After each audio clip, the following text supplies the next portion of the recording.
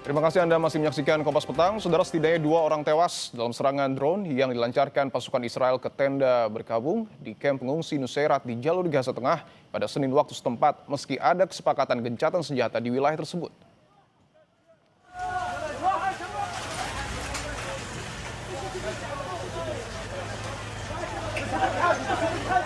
Selain menewaskan 2 orang, serangan tersebut juga melukai banyak orang, termasuk anak-anak yang dibawa ke Rumah Sakit Al-Aqsa Martyrs di Deir Balah. Gencatan senjata yang berlaku sejak 10 Oktober itu mengakhiri serangan Israel yang dimulai pada 8 Oktober 2023. Meskipun pemerintah Amerika Serikat mengumumkan fase kedua perjanjian gencatan senjata telah dimulai pada Januari lalu, pelanggaran terus berlanjut. Fase tersebut mencakup penarikan tambahan pasukan Israel dari Gaza dan peluncuran upaya rekonstruksi yang diperkirakan PBB menelan biaya sekitar 70 miliar dolar Amerika Serikat.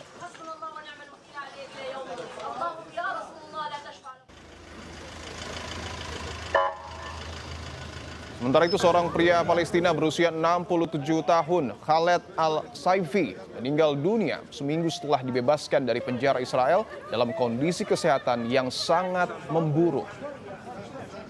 Menurut kelompok hak asasi narapidana Palestina, Al-Saifi dibebaskan setelah 4 bulan ditahan.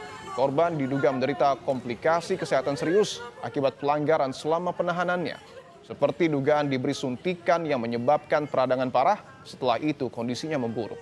Israel membebaskan sekitar 1.700 tahanan dari Gaza pada 13 Oktober berdasarkan perjanjian gencatan senjata dan pertukaran tahanan dengan Hamas. Sebagian besar dari mereka yang dibebaskan tiba dalam kondisi kesehatan yang buruk dan melaporkan penyiksaan, kelaparan, dan penghinaan selama penahanan mereka.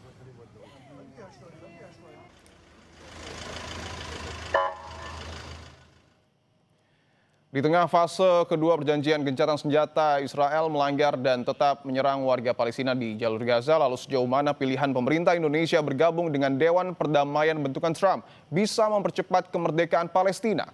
Kita bahas bersama Ketua Pusat Kajian Wilayah Amerika Universitas Indonesia, Profesor Suzy Sudarman, dan anggota Komisi 1 fraksi PKB, Syamsu Rizal. Prof. Suzy dan Bang Rizal, selamat petang semua. Baik, saya ingin ke Bang Rizal terlebih dahulu bahwa kita perlu clearkan dulu, apakah Dewan Perdamaian bentukan Trump ini khusus untuk Gaza atau konflik global lainnya, Bang Rizal?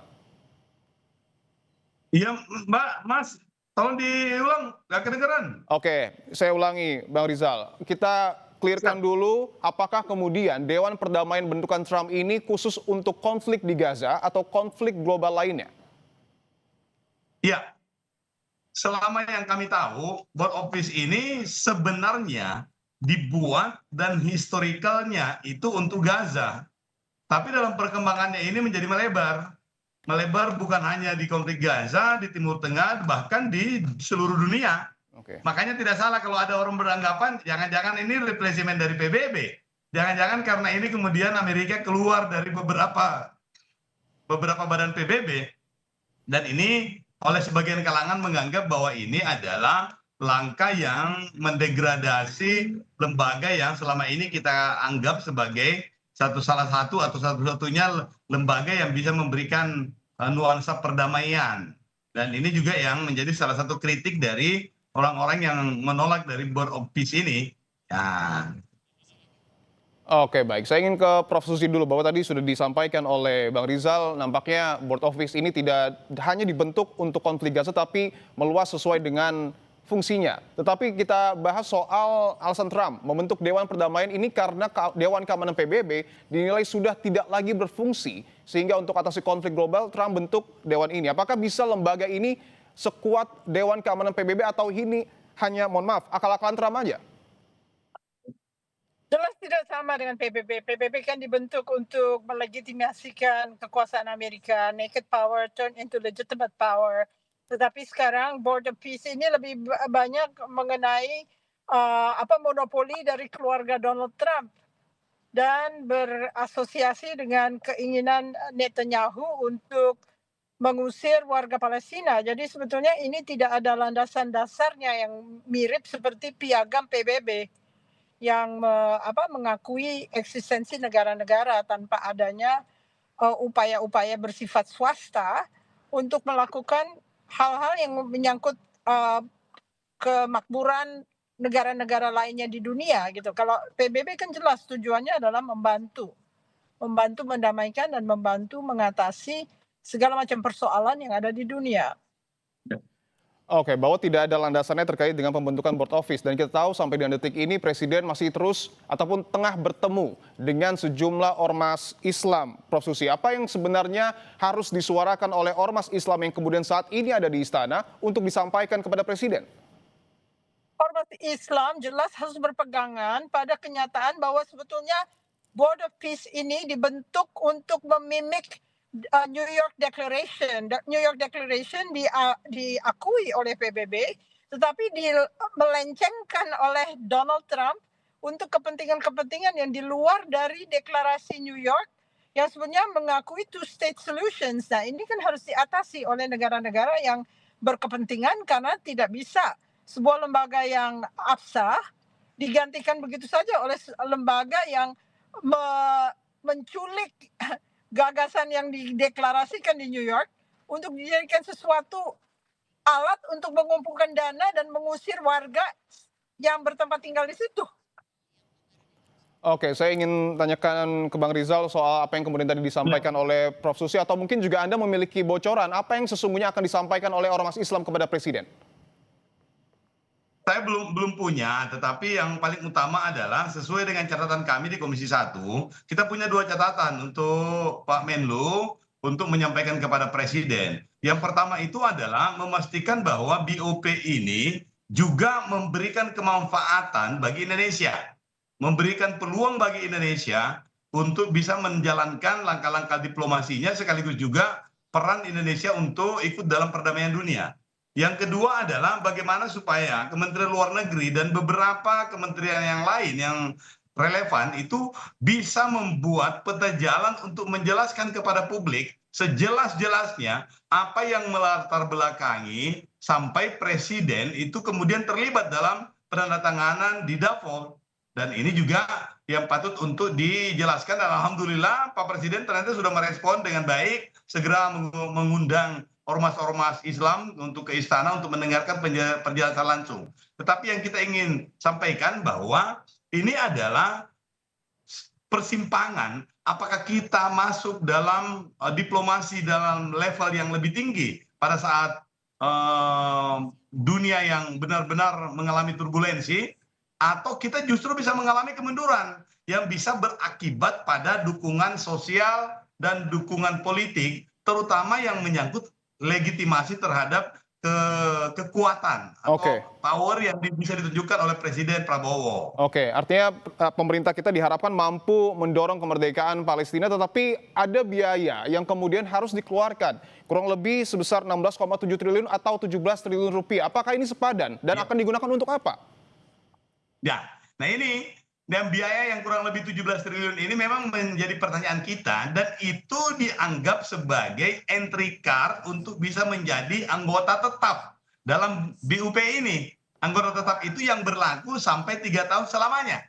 Kalau kita tidak membayar ini, biaya rekonstruksi dan rehabilitasi ini, maka keanggotaan kita itu 3 tahun lamanya dan boleh keluar kapan saja. Nah, yang paling penting adalah bahwa Presiden juga bisa menjelaskan bahwa keanggotaan kita di BOP ini sifatnya tentatif sesuai dengan kepentingannya kita, sesuai dengan kebutuhannya kita. Kalau ternyata tidak ada jaminan bahwa two-state solution ini akan menjadi salah satu solusi yang dikedepankan, ngapain lagi kita masuk di situ? Tujuannya itu jelas, bagaimana membuat perdamaian yang artinya akan keluar ketika memang tidak ada manfaatnya, Bang Rizal. Ya, manfaatnya pasti ada karena pada saat di sini ini satu-satunya pintu yang tersedia untuk membicarakan perdamaian di Gaza. Satu-satunya pintu yang tersedia yang memungkinkan untuk membicarakan Free Palestine. Oke, baik. Kalau kita tidak masuk, kita bisa ketinggalan kereta. Baik, oke, itu tujuannya ya. Tetapi memang masih ada anggaran yang kemudian menjadi pertanyaan. Saya ingin ke Prof. Susi, apakah kemudian anggaran sebesar 17 triliun ini sepadan ketika Indonesia masuk ke Board of Peace? Sama sekali tidak perlu membayar karena begitu besar jumlahnya. Dan ini beberapa kali dari iuran kita ke ASEAN misalnya. Mungkin ASEAN lebih penting daripada BOP buatan keluarga Donald Trump. Oke, artinya ketika harus dibayarkan itu tidak perlu. Dan juga tadi Prof. Susi menyebut bahwa tidak ada landasan dasar ya pembentukan board office ini. Benar. Karena Artinya menurut Prof. Susi sendiri, dana ini untuk apa, Prof? dananya untuk membangun Gaza. Kenapa kita membangun sesuatu yang dihancurkan oleh Israel? Itu kan nggak masuk akal sebetulnya. Oke. Oke. Artinya apa yang harus dalam tanda kutip dilakukan pemerintah untuk kemudian betul-betul memanfaatkan bergabungnya pemerintah kita ke board office? Kayaknya harus didorong dari dalam negeri, domestic politics didorong, sehingga kedengaran suaranya adalah suara rakyat, baru bertindak. Kalau misalnya kita terlalu emosi dan mengeluarkan kata-kata yang kurang baik, mereka juga bisa menyerang Indonesia karena ini sangat sensitif. Ini berkaitan dengan tarif dan ketakutan Indonesia akan diberikan tarif yang tinggi oleh Donald Trump sehingga dia menurut saja padahal sebetulnya negara-negara lain tidak terlalu peduli.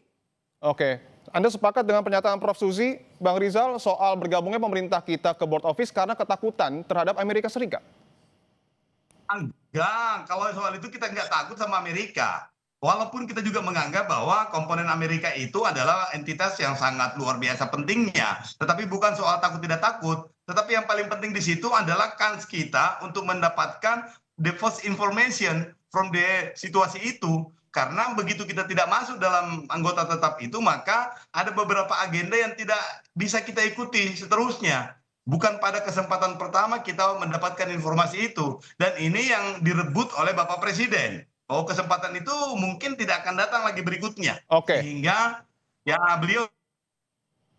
Baik. Baik. Tanggapan Anda, Prof. Susi, Anda sepakat dengan pernyataan Bang Rizal?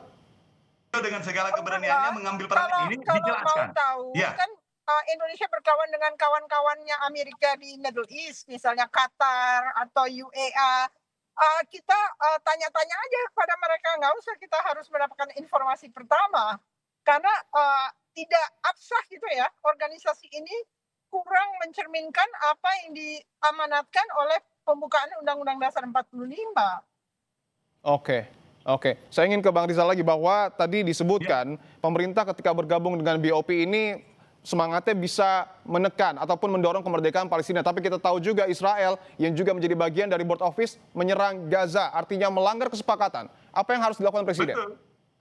Betul, yang mesti kita lakukan ini adalah memastikan apa yang dilakukan Israel ini tidak boleh lagi sama sekali dilakukan, bahkan mesti ada penekanan dari chairman-nya BOP ini untuk memastikan Israel ini bisa mendapatkan tanda kutip sanksi.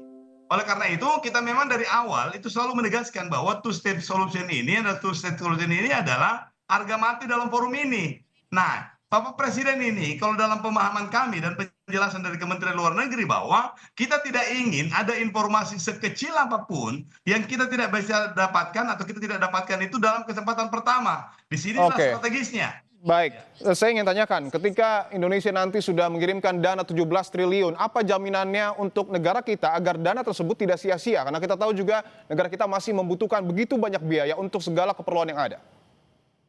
Betul, ini skala prioritasnya kita. Dengan entry car sebesar 17 triliun itu, kita harap multiplier efeknya itu akan terasa. Salah satunya adalah posisi diplomasinya kita yang levelnya naik.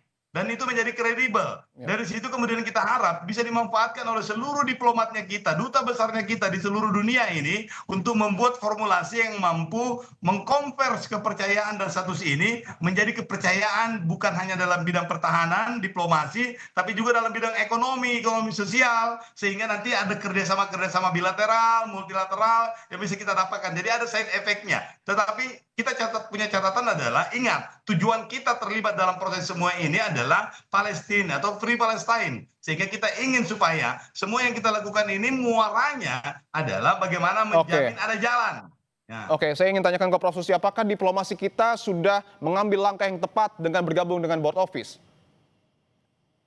Tidak, kalau menurut saya sih tidak banyak gunanya. Harusnya kita mengikuti aja deklarasi New York yang Indonesia juga menandatangani bersama Prancis.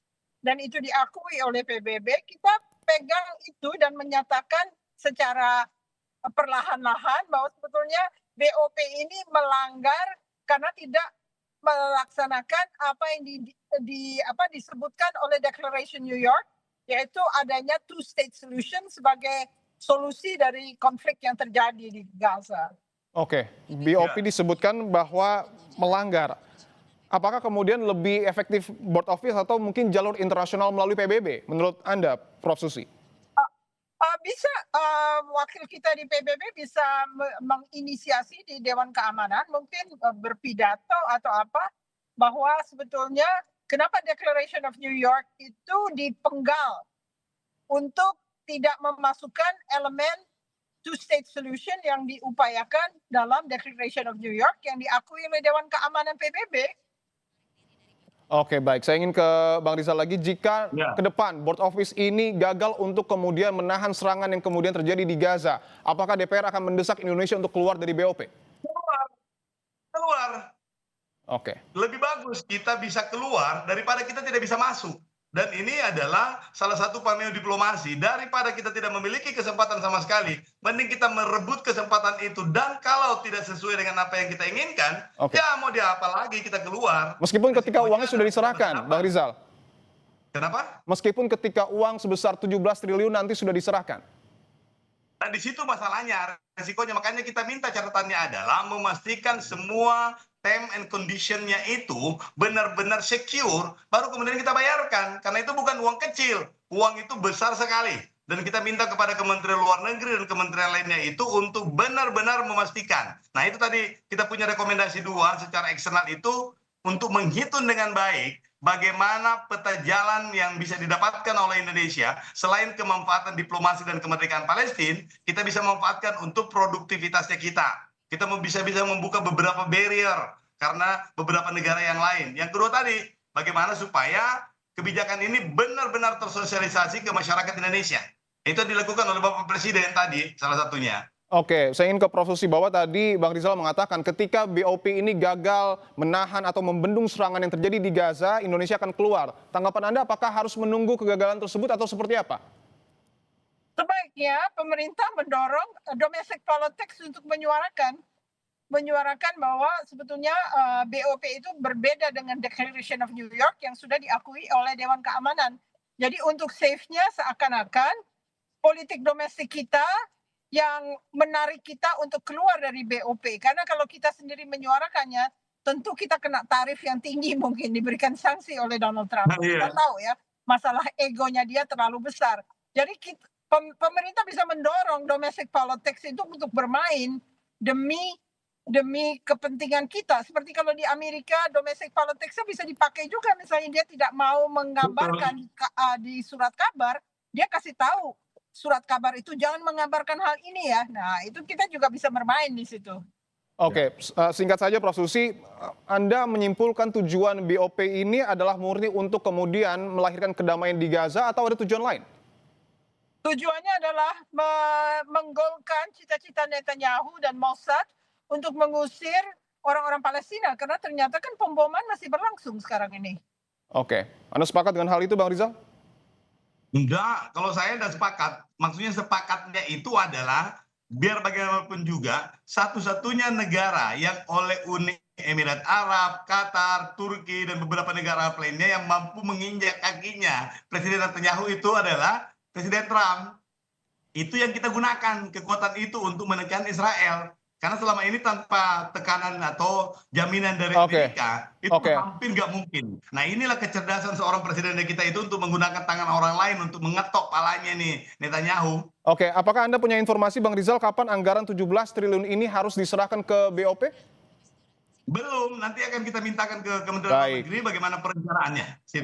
Baik. Terima kasih Bang Syamsur Rizal, anggota Komisi 1 Fraksi PKB dan juga Ketua Pusat Kajian Wilayah Amerika Universitas Indonesia, Profesor Susi Sudarman telah bergabung di Kompas Petang. Saudara, di tengah laporan materi stand-up komedi Mensrea di kepolisian, komika Panji Pragiwaksono silaturahmi ke kantor MUI. Informasi selengkapnya akan kami hadirkan usai jeda, tetaplah bersama kami.